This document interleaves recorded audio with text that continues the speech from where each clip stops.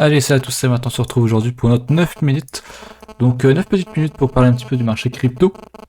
On va parler BTC, on va parler alt. J'ai quelques alts en stock qui sont pas mal, qu'on a vu ce matin en coaching, enfin certaines en tout cas. Donc on ira faire un point là-dessus vite fait. Et puis voilà, écoutez, avant de commencer, je fais un petit rappel en description, il y a le lexique avec plein de documentation. Donc pensez à checker la documentation, pardon, la description pour les nouveaux. Et puis voilà. On commence du coup sans plus attendre.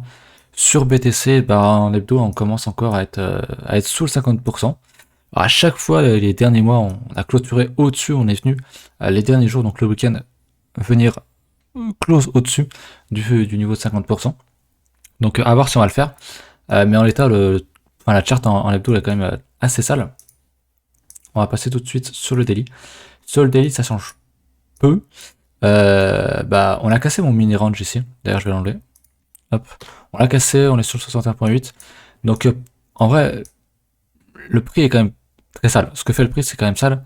On enchaîne encore les plus bas, enfin les plus hauts de plus en plus bas, donc les lower high. On descend, descend, descend. C'est quand même pas ultra bullish comme structure. Maintenant, on peut faire, encore une fois, quelque chose de plus bullish sur du plus gros. Si on fait ça, donc moi, ce que je vais surveiller pour acheter. Alors oui, tu peux acheter ces niveaux-là, mettre un stop assez proche et venir chercher une target en haut et avoir un risque reward très important. Mais est-ce que parce que le risque reward est important, il faut le prendre? Pas forcément, c'est le win rate ne l'est pas.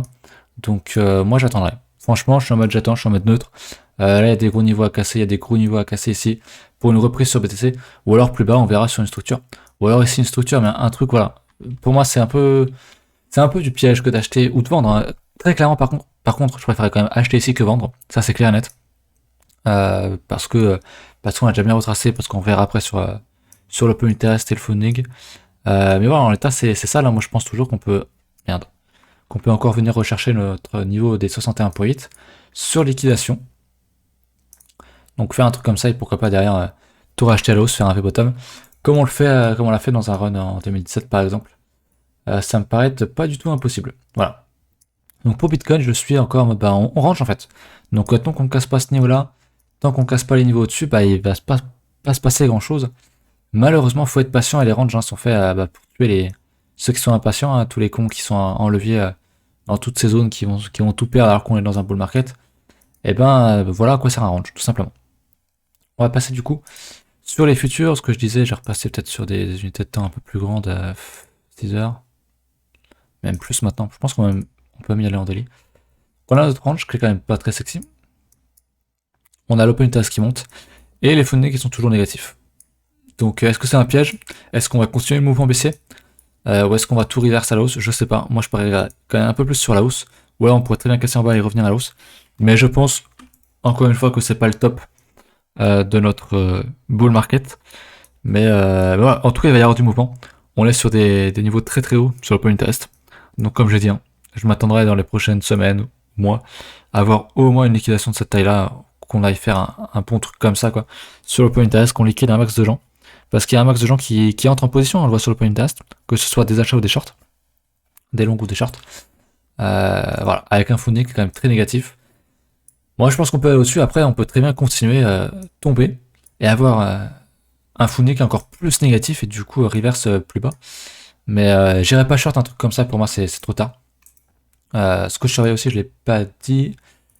C'est ici, c'est le Vegas H4 hein, qui fait un travail juste monstrueux depuis toute la baisse. Il tient vachement bien le cours. Donc le nuage rouge. Et j'attendrai juste qu'on le casse. Avec ce pseudo bull flag qui est pas du tout un bull flag selon moi, mais qui est plus un canal quoi. Donc à voir comment ça va réagir. Mais pour l'instant, c'est pas fou du tout. Donc on l'attend. Et il n'y a que ça à faire en fait, attendre. Sur les alts Ethereum, pareil, il rentre, il reteste son bas. Donc avec un TD9, je crois qu'en H4 il y a une div, je suis pas sûr. Il y a une div. Il y a une div, on va peut-être pas l'avoir comme ça. Mais il y a bien une div, hein. Entre ici et ici. Alors, pas sur le squeeze, je regarde bien le. Merde. Pas sur le WT cross, bien sur le squeeze. Hop. Bon, bien ici, on fait un plus haut sur l'indicateur. Alors que là, on fait un plus bas et on pourrait refaire une double div si on refait un plus bas sur le cours. Donc, oui, il y aura peut-être quelque chose à faire sur le H4 pour pré-shot le TD9 daily. Je vais remettre ça. Voilà. Mais en l'état, Ethereum pas super sexy. Par contre, il y a d'autres alts qui sont un peu plus sexy. On va regarder ça. Bon, je vous épargne tout ce qui est Bitcoin dominance, Total 2, c'est globalement pareil que les autres fois. On en reparlera dimanche et ça suffira à faire un point dans la semaine, c'est largement suffisant. Alors je voulais qu'on parle de quelques alts, on va regarder ESD, c'est ça? Bah c'est celui-là. Donc le ESD a fait un bon truc. Je crois que c'est un NFT, je suis pas sûr. J'avais regardé ce matin, mais je suis plus sûr. Donc lui il a fait une belle structure. Hein. Donc on va essayer double bottom. On casse ici, petit retest, et ceux qui ont acheté là ils sont quand même bien.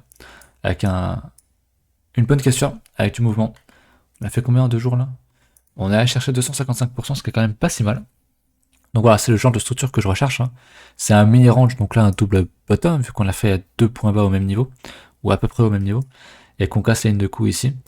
C'est le genre de structure que je recherche. C'est vraiment le truc le plus simple, et où tu vois tout de suite si le prix monte ou descend en fait, en termes de structure de prix, donc moi j'aime bien ça. Donc ça c'était donc le SD, donc trop tard hein, pour moi pour rentrer dedans, c'était ici qu'il fallait rentrer. Si jamais vous étiez intéressé, ou alors tout un retrace, mais bref. Il y avait le RN, que j'ai vu ce matin, qui pourrait être intéressant, qui pourrait nous faire cette structure-là, qui ne l'a pas encore faite, donc on préchote pas, hein. On traite un signal seulement quand il est là, qui pourrait nous faire ça. Donc si on casse cette grosse zone-là, enfin cette grosse, entre guillemets, cette petite zone, je vais même me mettre en linéaire. Si on casse ça, il y a un trade à prendre, je pense, au moins en swing, parce qu'on est sur du daily, mais en vrai, même en weekly, tu vois ce truc-là, donc un double bottom hebdo, c'est ce qu'on veut sur les cryptos, en fait, très clairement. C'est un marché qui est quand même jeune, ça devrait être largement suffisant. Il y a du volume sur résistance, ou pas loin de la résistance, donc c'est quand même plutôt bon signe. À la cassure, j'aimerais avoir du volume aussi. Donc ouais, si on casse ça, c'est un niveau surveillé pour moi. Eternity Chain, très intéressant, on va falloir suivre cette histoire-là. J'aime bien. J'aime bien, j'aime bien. Il y en a un autre aussi que vous connaissez, parce que j'en ai déjà parlé il y a un bon petit moment, c'est le DBC. Donc à l'époque, j'en parlais... Et ben je cherchais la même structure, hein. C'était ici. J'avais acheté ça, en gros double bottom, bon là c'était pas en daily, c'était en hebdo. Donc j'avais acheté cette zone là, ou peut-être un petit peu avant, en pré-shot. Et là on fait la même chose, mais en daily. Enfin on fait la même chose, on est en train de faire la même chose. Donc c'est un petit peu comme le précédent, comme ERN. Hop. On est en train de casser, alors on l'a cassé sur clôture, mais pas sur la mèche ici. Donc moi je préfère tracer une zone. D'ailleurs je vais pas faire ça avec des flèches parce qu'en vrai c'est assez moche. Si je prends le close ici et la mèche, voilà. Pour moi, zone à casser. Et on confirmera la structure. Est-ce qu'on a des divs? Il y a une très grosse div ici. Sur encore une fois le squeeze, pas sur le WT. Mais on a eu un cross en zone basse, donc pourquoi pas. Pour tout que ça intéresse. Mais j'aime bien. J'aime bien, j'aime bien. Ça pourrait donner au moins. Ça pourrait donner lieu à un retracement au moins. Je pense. Pour sécuriser ton trade. Si je me remets comme ça. Si t'achètes une cassure ici. Je pense que tu peux au moins viser le 50%, voire le 61.8. Ça te fait au moins un risque reward de 2, hein, je pense. Si tu achètes une cassure au-dessus, admettons, ou juste si simplement le cours fait un nouveau plus haut, et que tu mets ton stop sous la structure, et que tu as visé 50%, ça te fait 1,4, ce qui est pas fou. Le 61.8, ça te fait quand même 2,4, donc c'est pas mal. Sinon, tu remontes ton stop. Tu mets sous le creux ici si tu veux être un peu plus greedy. Un peu plus safe aussi, et t'es quasiment à 2 sur 50% de retracement en termes de risk reward. Donc c'est pas mal. Et des alts qui font ce genre de pattern, il y en a pas mal. Il y en a qui ont déjà commencé depuis quelques semaines. Ça commence à arriver un peu plus. De mon côté, j'en ai pas beaucoup qui font ça. J'ai débaissé. C'est surtout vraiment les ultra cheats qui font ça. Donc à surveiller.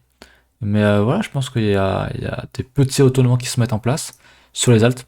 À voir encore une fois comment Bitcoin va réagir, parce qu'à tout moment, si BTC fait ça, s'il fait ça, et ben il y a des chances que les alts se fassent pulvériser. Il y a beaucoup de chances, donc c'est pour ça que le mieux c'est d'attendre. D'attendre que BTC confirme et pourquoi pas surplacer un petit peu les alts, sur les alts. En attendant, on peut faire du DCA, c'est bien. Pour acheter petit à petit en attendant les confirmations, payer des niveaux. Mais pas poser trop non plus, vaut mieux reposer plus tard, plus en étant sûr, même si c'est plus haut, que de faire de la merde maintenant et se retrouver sous l'eau. Bref, je crois que c'est à peu près tout. Pensez à checker la description. Il y a le service de coaching aussi pour ceux qui sont intéressés. Et puis écoutez, voilà, on se retrouve du coup demain pour une vidéo de Tilt qui va reparler NFT a priori. Et puis sinon, on se retrouve tous les deux dimanches. Allez, salut!